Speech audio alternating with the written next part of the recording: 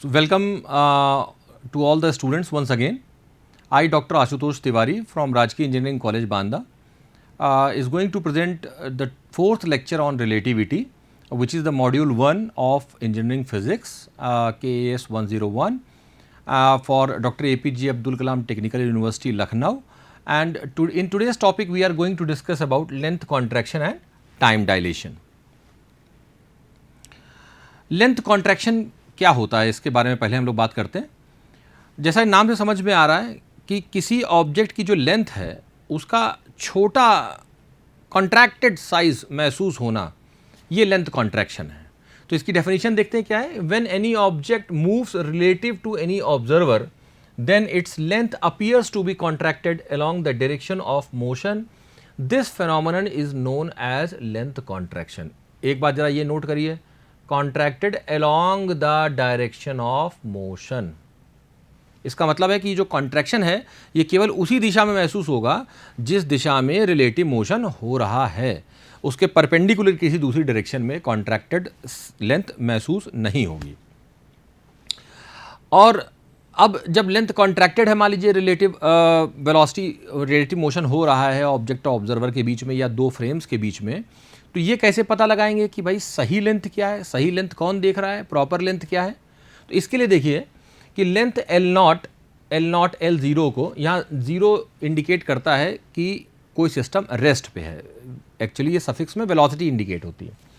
Of the rod measured by an observer in the frame in which rod is at rest is called the proper length और the actual length. मतलब कहने का ये हुआ कि rod जिस frame में रखी है उसी फ्रेम में जो ऑब्जर्वर होगा वो उस रॉड की एक्चुअल लेंथ या प्रॉपर लेंथ को नोटिस कर पाएगा और उस लेंथ को L0 कहा जाएगा। दूसरे फ्रेम में अगर कोई होगा और ये फ्रेम रिलेटिव वेलोसिटी v से positive direction of x axis में मूव कर रहा है, तो उसकी कॉन्ट्रैक्टेड लेंथ ही दूसरे ऑब्जर्वर को महसूस होगी जो दूसरे फ्रेम में है। तो इसको स्टार्ट करने के लिए, इसका डेरिवेशन देखने के लिए, इसको समझने के लिए let us assume there are two inertial frames of references. एक फ्रेम S है जिसका ओरिजिन O है, ये एक्सिस ऑफ X है, ये Y है, Z है, और दूसरा फ्रेम S डैश है जो कि वेलोसिटी v से positive direction of x axis में मूव कर रहा है। अब मान लीजिए यहाँ पर इस रॉड के बारे में हम लोग बात कर रहे हैं। ये रॉड है जिसकी लेंथ कितनी है, L0 लेंथ की एक रॉड है। और ये है कहाँ पर रॉड, ये रॉड है फ्रेम S डैश में, और इसका जो पहला एंड है उसका जो कोऑर्डिनेट है वो x1 डैश है और जो बाद वाले एंड का कोऑर्डिनेट है वो x2 डैश है। यानी यदि हम x2 dash minus x1 dash करेंगे तो रॉड की लेंथ L0 हमको मिल जाएगी। और फ्रेम S में जो ऑब्जर्वर है वो इसी रॉड के एंड पॉइंट के कोऑर्डिनेट्स क्या देखता है, उसको इस पॉइंट का कोऑर्डिनेट नज़र आता है x1 और बाद वाले पॉइंट का कोऑर्डिनेट नज़र आता है x2। यानी अगर जो ऑब्जर्वर फ्रेम S पे है उसके लिए रॉड की लेंथ क्या होगी, उसके लिए रॉड की लेंथ होगी x2 माइनस x1। तो जो x2 माइनस x1 यहाँ हमको नज़र आएगा वो एक तरीके से एपरेंट लेंथ होगी या कॉन्ट्रैक्टेड लेंथ होगी या डायलेटेड लेंथ होगी, बड़ी हुई होगी, छोटी हुई होगी, तो अभी डेरिवेशन में क्लियर होगा। लेकिन फ्रेम S में जो ऑब्जर्वर होगा वो प्रॉपर लेंथ नहीं देख पाएगा, जबकि रॉड रखी हुई है S डैश फ्रेम में और उसी में ही एक जो ऑब्जर्वर है वो उसकी प्रॉपर लेंथ L0 को नोटिस कर पा रहा है। जैसा मैंने पिछली स्लाइड में भी डिस्कस किया था कि जो प्रॉपर लेंथ है वो कौन देख पा रहा है, जो ऑब्जर्वर कहाँ पर है, S डैश फ्रेम में, तो उसको L0 क्या नज़र आ रहा है, x2 dash minus x1 dash, और एपरेंट लेंथ जो है L वो क्या है, x2 माइनस x1 है, जो किसको नज़र आ रही है, उसको ऑब्जर्वर को नज़र आ रही है जो फ्रेम S में है। अगर मैं लॉरेंस ट्रांसफॉर्मेशन इक्वेशंस की मदद लूँ, लॉरेंस ट्रांसफॉर्मेशन इक्वेशंस क्या थी, x dash is equal to x minus v t upon under root of 1 minus v square upon c square. तो लॉरेंस ट्रांसफॉर्मेशन इक्वेशंस को अगर यूज़ किया जाए यहाँ पर तो x2 और x2 डैश के बीच में क्या रिलेशन होगा, x2 dash is equal to x2 minus v t upon under root of 1 minus v square upon c square होगा। इसी तरीके से x1 डैश और x1 के बीच में क्या रिलेशन होगा, x1 dash is equal to x1 minus v t upon under root of 1 minus v square upon c square होगा। अगर ये x2 डैश का और x1 डैश का जो एक्सप्रेशन है ये प्लेस कर दिया जाए L नॉट के एक्सप्रेशन में, मतलब x2 dash minus x1 dash किया जाए तो हमको L नॉट मिल जाएगा। तो L naught is equal to क्या आ जाएगा, x2 dash minus x1 dash. यहाँ x2 और x2 डैश और x1 डैश की वैल्यू हमने प्लेस करी तो ये आ जाएगा सॉल्व होकर के x2 minus x1 upon under root of 1 minus v square upon c square. और x2 माइनस x1 ही तो क्या है, L है। तो यहाँ पर इसको x2 माइनस x1 को अगर हम L से सब्सटीट्यूट कर दें तो हमको इक्वेशन क्या मिलती है, L naught is equal to L upon under root of 1 minus v square upon c square. या इसको कहा जा सकता है L is equal to L naught under root of 1 minus v square upon c square. तो ये जो expression है हमारा L is equal to L naught upon L naught into under root of 1 minus v square upon c square. तो यहाँ पर एक बात आपको क्लियर है कि यदि वेलोसिटी v जीरो नहीं है, v अगर जीरो नहीं है, मतलब फ्रेम s डैश अगर रेस्ट पर नहीं है, वो किसी भी एक पर्टिकुलर वेलोसिटी से मूव कर रहा है along the positive direction of x axis, तो उस पर्टिकुलर केस में क्या होगा कि ये जो टर्म होगा 1 minus v square upon c square, ये जरूर एक से छोटी वैल्यू होगी। और आपको पता है कि अगर हम एक से छोटे 1 से छोटी क्वांटिटी से किसी नंबर को मल्टीप्लाई करते हैं तो ओवरऑल जो क्वांटिटी आएगी वो घट जाती है, यानी कि जो L होगा वो निश्चित तौर पे L नॉट से छोटा होगा। तो L का L नॉट से छोटा होना क्या बताता है कि जो फ्रेम S में ऑब्जर्वर है उसको रॉड की जो लेंथ महसूस हो रही है, एपरेंट लेंथ जो है, वो उसकी एक्चुअल लेंथ या प्रॉपर लेंथ से कम महसूस होगी। इसीलिए इस फेनोमेनन को लेंथ कॉन्ट्रैक्शन कहा जाता है। अब मैं आपको कुछ एनिमेशन जो कि मैंने इस वेबसाइट से लिए हैं इससे आपको दिखाने की कोशिश करूंगा, जिससे आपको ये फील आए कि लेंथ कॉन्ट्रैक्शन जो है वो होता किस प्रकार से है। तो देखिए अगर हम ये एज्यूम कर लें कि मान लीजिए कोई स्पेसशिप है जो 10% of the speed of light से मूव कर रहा है, यानी कि let us say it is moving with a velocity 0.1 of c। मान लीजिए किसी स्पेसशिप की वेलोसिटी 0.1 ऑफ c 10%। तो ऐसे केस में क्या होगा कि जो लेंथ कॉन्ट्रैक्शन होगा उसको देखने के लिए तो इन एनिमेशंस को आप अपने एंड पे ट्राई करिएगा। यहाँ पर जो है वेलोसिटी अगर 10% of the speed of light से कम है तो इस पर आप क्लिक करके देख सकते हैं कि आपको दिखाई पड़ेगा कि जो ऑब्जेक्ट है वो काफ़ी फ्लैट दिखाई पड़ेगा। और जैसे जैसे फिर यहाँ पे 86.5% of the speed of light velocity ली गई, फिर 99% ली गई, फिर 99.99% ली गई। तो इन एनिमेशंस में आप देख सकते हैं कि जैसे जैसे वेलोसिटी बढ़ती जाएगी और स्पीड ऑफ लाइट के जैसे करीब होती जाएगी, वैसे वैसे जो ऑब्जेक्ट है वो बिल्कुल ही एकदम कॉन्ट्रैक्टेड महसूस होगा। और यहाँ तक कि जब 99.99% of the speed of light पे जब उसको मूव कराया जाता है तो ऑब्जेक्ट एकदम ही कॉन्ट्रैक्टेड, बिल्कुल एक सिंपल सिंगल लाइन जैसी दिखाई पड़ने लगती है। तो एक इसी लेंथ कॉन्ट्रैक्शन पे let us try to discuss one numerical. ये पूछ रहे हैं कि what length of metre rod. Metre rod का मतलब क्या हुआ, एक रॉड है जिसकी लंबाई कितनी है 1 मीटर, तो यानी प्रॉपर लेंथ कितनी हो गई 1 metre. Meter rod will appear to a person traveling parallel to the length of the rod at a speed of 0.8 c। 0.8 c का मतलब लगभग स्पीड ऑफ लाइट का 80% वेलोसिटी से मूव कर रहा है। तो v is equal to 0.8 c अगर हम यहाँ पर सब्सटीट्यूट करें तो लेंथ कॉन्ट्रैक्शन के फॉर्मूले को यूज करें, L is equal to L naught under root of 1 minus v square upon c square, और ये प्लेस कर रहे हैं तो ये सॉल्व होकर के कितना आता है 0.6 मीटर। तो this was one of the example. ये इस न्यूमेरिकल के माध्यम से, इस एग्जाम्पल के माध्यम से आप ये भी समझ सकते हैं कि अगर कोई स्पेसशिप या हम यहाँ पे फ्रेम एस डैश की बात करें, वो अगर स्पीड ऑफ लाइट की लगभग 80% वेलोसिटी से मूव करता है तो उस समय 1 मीटर की जो रॉड है वो 0.6 मीटर की नजर आती है, यानी लेंथ उसकी कॉन्ट्रैक्टेड हो जाती है। चलिए अब चलते हैं हम लोग लॉरेंट्ज ट्रांसफॉर्मेशन के बेसिस पर एक जो दूसरा कॉन्सेप्ट इवॉल्व हुआ वो है टाइम डायलेशन। इसको समझने की कोशिश करते हैं। टाइम डायलेशन का कॉन्सेप्ट ये कहता है कि a clock moving relative to any observer appears to go slow. This phenomenon is known as time dilation. मतलब कहने का कि अगर कोई इवेंट किसी मूविंग फ्रेम में हो रही है तो मूविंग फ्रेम में अगर वो इवेंट हो रही है और उसमें कोई एक पर्टिकुलर टाइम लगा हुआ है इवेंट में, तो स्टेशनरी फ्रेम से अगर कोई व्यक्ति उसको देखेगा तो उसको उसका जो टाइम है वो बढ़ा हुआ प्रतीत होगा, डायलेटेड महसूस होगा। डायलेटेड मतलब थोड़ा ज़्यादा टाइम महसूस होगा। मान लीजिए एग्जांपल के तौर पे हो सकता है कि अगर 10 सेकंड में कोई इवेंट हो रही हो तो स्टेशनरी ऑब्जर्वर को वो इवेंट ऐसा महसूस हो कि वो 12 सेकंड या 15 सेकंड का समय ले रही है। इसको अभी हम लोग डिराइव करके और एक प्रॉपर फार्मूले के फॉर्मेट में समझने की कोशिश करेंगे।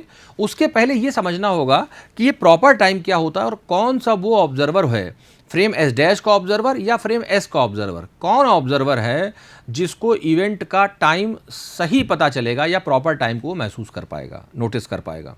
तो the time interval between two events which occur at the same position recorded by a clock in the frame in which the event occurs. यहां आप देखिए कह रहा है in the frame in which the event occurs is called proper time and denoted by T not. इसका मतलब यह हुआ कि जिस फ्रेम में इवेंट हो रही है, जिस फ्रेम में घटना हो रही है, उसी फ्रेम में जो ऑब्जर्वर होगा वही ऑब्जर्वर उस इवेंट का सही टाइम या प्रॉपर टाइम नोटिस कर पाएगा।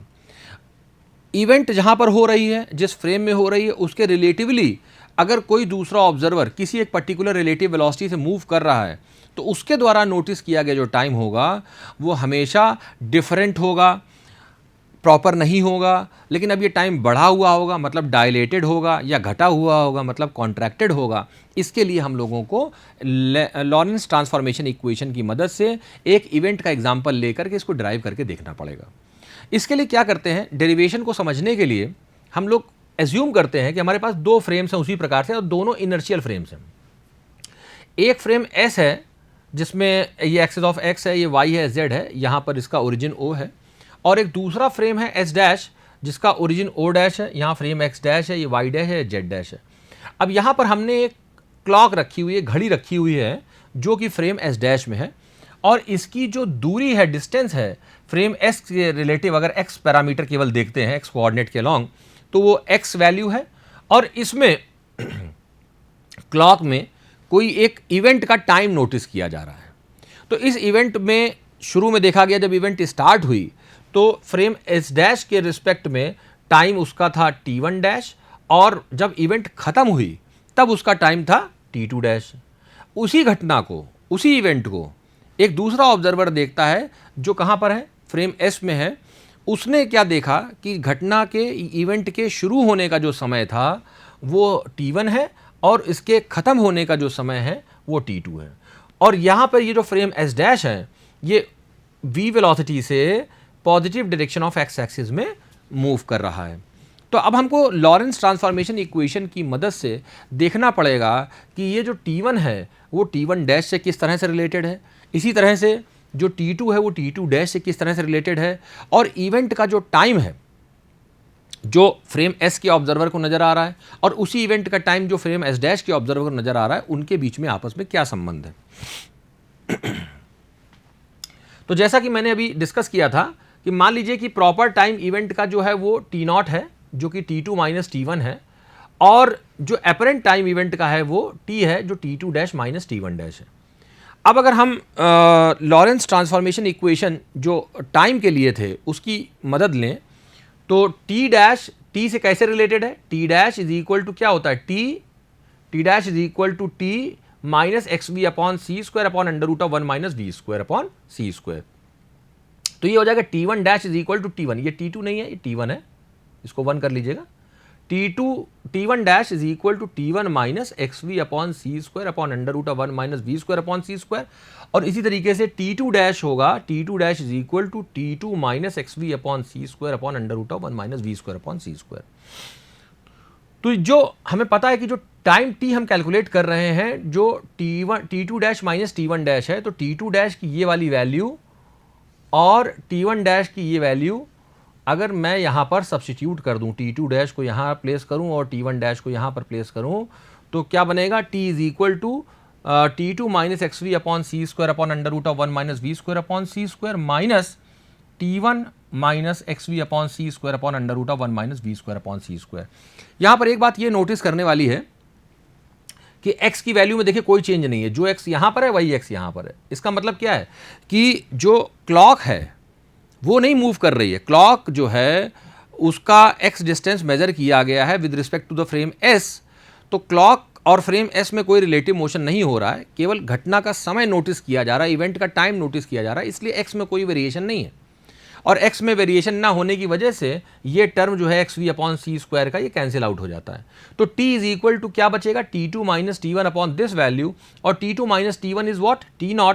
तो एक रिलेशन हमारे पास आ गया कि T is equal to T0 upon under root of 1 minus v square upon c square.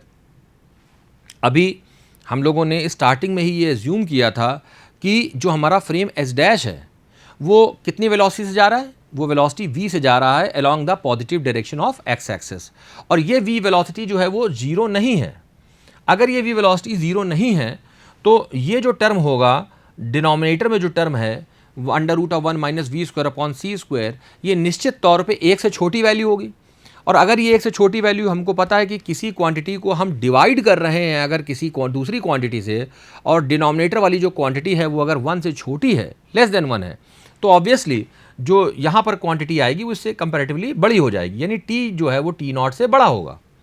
तो टी अगर T0 से बड़ा होगा, इसका क्या मतलब है कि जो टाइम महसूस हो रहा है उस ऑब्जर्वर को जो कि फ्रेम एस पे है, उसको इवेंट का टाइम थोड़ा बढ़ा हुआ महसूस हो रहा है। इसी कॉन्सेप्ट को कहा जाता है टाइम डायलेशन, या टाइम डायलेटेड महसूस होगा। ये टाइम डायलेशन होता है, ये एक रियल इफेक्ट है, क्योंकि इसके जो एविडेंसेस हैं, इसके जो प्रूफ हैं, वो लगातार हमारे नेचर में मिलते रहते हैं। इसको हम लोग समझने की कोशिश करते हैं कि एक्सपेरिमेंटल वेरिफिकेशन किस प्रकार से किया गया है टाइम डायलेशन का। आपको ये पता होगा कि अर्थ के ऊपर करीब जैसे डिफरेंट लेयर्स होती हैं, अर्थ सरफेस है, उसके ऊपर फिर आपका जो है डिफरेंट लेयर्स हैं। पहले ट्रोपोस्फियर होता है, फिर स्ट्रेटोस्फियर होता है, फिर मीजोस्फियर होता है, फिर आयनोस्फियर होता है। तो अर्थ से करीब जो है लगभग 9.5 किलोमीटर के आसपास ऊपर जो है, यहाँ पर आयनोस्फियर के पास कुछ रिएक्शंस होती रहती हैं, जिससे उन आयनिक रिएक्शन से लगातार म्यू मेसॉन्स डेवलप होते रहते हैं। तो यहाँ पर लिखा गया है कि mu mesons are created at high altitudes in the earth atmosphere. Earth के एटमॉस्फेयर पे म्यू मेसॉन लगातार रिएक्शंस पे क्रिएट होते रहते हैं। अब ये म्यू मेसॉन जो होते हैं, ये कैसे, mu mesons are produced by the interaction of fast cosmic ray photons. जो कॉस्मिक रे फोटॉन्स है उनके इंटरेक्शन से म्यू मेसॉन्स वहां पर डेवलप होते हैं अर्थ सरफेस से लगभग 9.5 किलोमीटर की ऊंचाई पर। They are projected towards the earth with a velocity of 0.998 c। ये बड़ा इंपॉर्टेंट डेटा है कि वो म्यू मेसॉन्स जो डेवलप होते हैं वो 99.8% of the speed of light जो होती है, इतनी वेलोसिटी से, मतलब काफ़ी ज़्यादा बड़ी वेलोसिटी, इतनी वेलोसिटी से वो अर्थ की तरफ मूव करते हैं। और जब वो मूव करते हैं तो म्यू मेसॉन्स इलेक्ट्रॉन और पॉजिट्रॉन में डिके कर जाते हैं, और डिके करने में उनका जो एवरेज लाइफ टाइम है वो 2 × 10⁻⁻6 सेकेंड्स का है। यानी अपने पैदा होने से और डिके होने तक वो केवल 2 × 10⁻6 सेकेंड्स तक ही रह पाते हैं अस्तित्व में।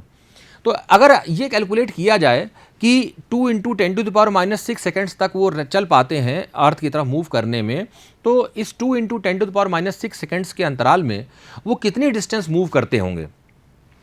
चूँकि ये कैलकुलेट है कि उसकी वेलोसिटी जो है वो 0.998 ऑफ c होती है, तो वहाँ से अगर हम ये distance is equal to velocity into time ये फार्मूला यूज़ करें तो वेलोसिटी आती है 0.998 ऑफ c, और c की वैल्यू ये लिखी हुई 3 × 10⁸ मल्टीप्लाइड बाय टाइम करते हैं 2 × 10⁻6 सेकेंड्स, तो ये कैलकुलेट होकर के आता है लगभग 600 मीटर या 0.6 किलोमीटर।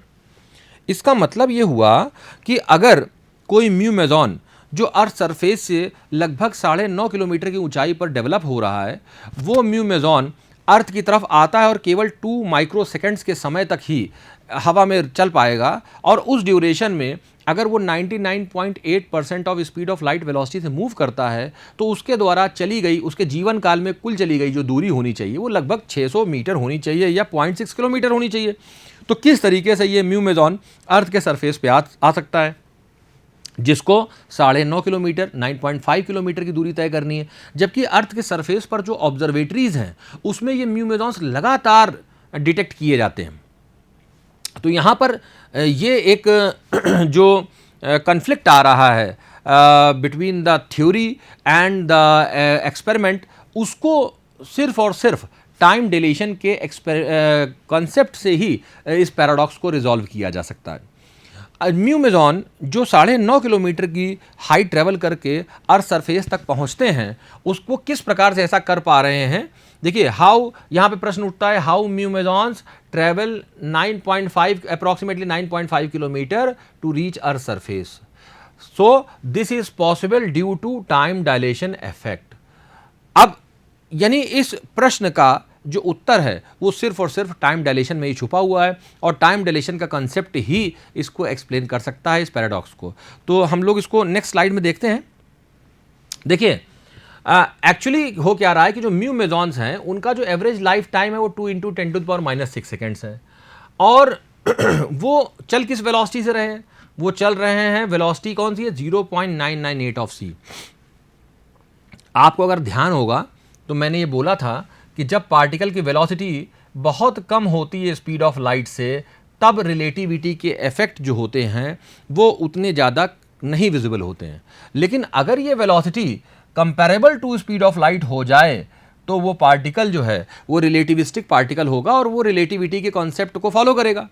तो जो म्यू मेजॉन है वो इतनी तेज वेलोसिटी से चल रहा है, तो निश्चित तौर पे उसका जो लाइफ टाइम है वो लेबोरेटरी फ्रेम ऑफ रेफरेंस में है, या जो 2 × 10⁻⁻6 सेकेंड्स कैलकुलेट किया जा रहा है, ये उस फ्रेम ऑफ रेफरेंस में है जिस फ्रेम में म्यू मेजॉन डेवलप हुआ है।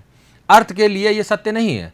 अर्थ पे बैठा हुआ ऑब्जर्वर उसका जो टाइम देखेगा वो टाइम 2 × 10⁻6 नहीं होगा, बल्कि वो एक डायलेटेड टाइम होगा। और डायलेटेड टाइम कितना होगा उसकी लाइफ का, उसको सिर्फ और सिर्फ टाइम डायलेशन के फॉर्मूले से कैलकुलेट किया जा सकता है। तो टाइम डायलेशन का जो फॉर्मूला भी हम लोगों ने डिराइव किया था, T = T0/√1 - v²/c², इस फॉर्मूले में अगर मैं v = 0.998 ऑफ c यहाँ प्लेस करूँ तो ये सॉल्व होकर के आ जाएगा कि ये टाइम जो है वो 3.17 × 10⁻5 सेकेंड्स आता है। ये फिर से बहुत ध्यान से नोटिस करिए इस बात को कि म्यू मेजॉन का जो लाइफ टाइम है 2 × 10⁻6 सेकेंड्स, वो उस फ्रेम ऑफ रेफरेंस में है जहां पर म्यू मेजॉन डेवलप हुआ है। अर्थ पर अगर हम कोई ऑब्जर्वेशन लेंगे उस म्यू मेजॉन के लिए जो 0.998 ऑफ सी इस वेलोसिटी से चल रहा है, which is comparable to the speed of light, तो उसका जो टाइम इंटरवल होना चाहिए लाइफ का वो 3.17 × 10⁻5 सेकेंड्स होगा, वो 2 × 10⁻6 सेकेंड्स नहीं होगा। अब हम इस डायलेटेड टाइम में 3.17 × 10⁻5 सेकेंड्स में ये कैलकुलेट करें कि म्यू मेजॉन कितनी डिस्टेंस मूव करता है, तो distance is equal to velocity into time का फॉर्मूला लगाएं तो 0.998 of c is 10⁸ multiplied by the time which is the dilated time in this case now 3.17 × 10⁻5 अगर हम यहाँ रखें तो ये सॉल्व होकर के लगभग 9.5 किलोमीटर आ जाता है। एग्जैक्टली उतना ही आ जाता है जितने हाइट पर ये म्यू मेजॉन अर्थ सरफेस से डेवलप हुआ है। So this explains the presence of mu mesons on the earth surface and this shows that the time dilation is a real effect। तो time dilation एक real effect है, ये बात इस पूरे एक्सप्लेनेशन से क्लियरली समझ में आती है और ये प्रूव करती है एक बार फिर से कि रिलेटिविटी के जितने भी फिनोमेनन हैं वो सब सत्य हैं। ज़रूरत है तो बस उस पार्टिकल की जो स्पीड ऑफ लाइट की कंपेरेबल वेलोसिटी से चल रहा है, तभी हमें रिलेटिविटी की ये कॉन्सेप्ट्स क्लियरली नज़र आएंगे। अब आते हैं बात कॉन्सेप्ट ऑफ साइमल्टेनिटी की। ये क्या चीज़ है?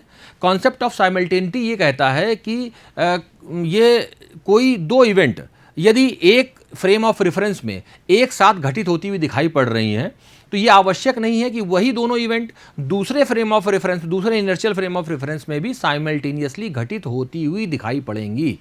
वो हो सकता है कि एक फ्रेम में दोनों साथ घटित होती हुई दिखाई पड़ रही हैं और दूसरे फ्रेम में जब उसको देखा जाए तो दोनों के टाइम में कुछ अंतर महसूस हो। इसको कहते हैं कॉन्सेप्ट ऑफ साइमल्टेनिटी। ये क्या कहता है? देखिए, पहले इसको समझते हैं कि suppose two events occurring at different places x1 and x2 at the same time. यहाँ पे देखिए सेम टाइम मतलब साइमल्टेनियसली हो रहे हैं एक साथ।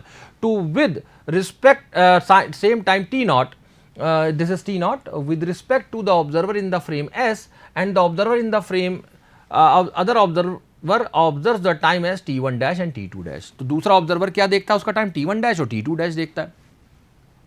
तो अगर मैं t1 डैश को t1 से कनेक्ट करूं विद द, और इसी तरीके से t2 डैश को t2 से जोड़ा जाए, t0 से जोड़ा जाए with the help of Lorentz transformation equations, तो क्या संबंध आता है, t1 dash is equal to t0 minus x1 v upon c square upon under root of 1 minus v square upon c square, और t2 डैश आएगा t0 minus x2 v upon c square upon under root of 1 minus v square upon c square. यहाँ पर पहली जो event हो रही है उसकी फ्रेम s से जो x कोऑर्डिनेट है वो x1 है, और दूसरे वाले इवेंट जो घटना हो रही है उसका जो डिस्टेंस है वो x2 है। लेकिन दोनों घटनाएं हो एक साथ रही हैं जिसका टाइम t0 है, इसलिए दोनों में यहाँ पर आप देखिए कि समान समय t0 यहाँ मेंशन किया गया है, जबकि उसके x वैल्यूज़ में अंतर है, यहाँ पर x1 है, यहाँ पर x2 है। तो यदि मैं दोनों का अंतर निकालूं, डिफरेंस निकालूं, t2 dash minus t1 dash अगर करूं, इससे इसको सब्ट्रैक्ट करूं, तो मुझे क्या मिलता है, जो t0 वैल्यू है ये तो कैंसिल आउट हो जाएगी, सब्ट्रैक्ट करने पे कट जाएगी, और यहाँ पर क्या आ जाएगा, विद इन ब्रैकेट्स आएगा x2 माइनस x1, ब्रैकेट के बाहर आएगा v upon c square upon under root of 1 minus v square upon c square. अब यहाँ पे ध्यान देने वाली बात यह है कि चूंकि x2 और x1 बराबर नहीं है, x2 x1 बराबर नहीं होने का मतलब क्या है कि दोनों इवेंट अलग अलग जगहों पर हो रही है, इसलिए निश्चित तौर पे t2 डैश और t1 डैश भी बराबर नहीं होंगे। इसका मतलब ये हुआ कि एक फ्रेम में जो इवेंट एक साथ घटित होती हुई दिखाई पड़ रही हैं, अलग अलग जगहों पर हो रही हैं, वो दूसरे फ्रेम में एक साथ घटित होती हुई नहीं दिखाई पड़ रही। The two events which appear to happen simultaneously to one observer are in general not simultaneous, बड़ा महत्वपूर्ण बात है ये, not simultaneous to another observer in relative motion. तो ये इसी के साथ जो है मैं अपनी बात को यहीं पे विराम दूंगा, और हम लोगों ने आज के लेक्चर में जो टाइम डिलेशन और लेंथ कॉन्ट्रैक्शन को समझा है, मैं आपसे ये आग्रह करूंगा कि इसको एक बार फिर से वीडियो को ध्यान से देखें और पुनः इसको दोहरा लें। इसका प्रूफ बहुत ही इम्पॉर्टेंट है, और जो कि फर्दर आगे आने वाले लेक्चर्स में जब हम रिलेटिविस्टिक वेलोसिटी एडिशन या वेरिएशन ऑफ मास पढ़ेंगे, उसमें इन सभी को दोबारा फिर यूज़ करना पड़ेगा, और they are very important proofs and they can be used to solve multiple concepts in relativity. धन्यवाद।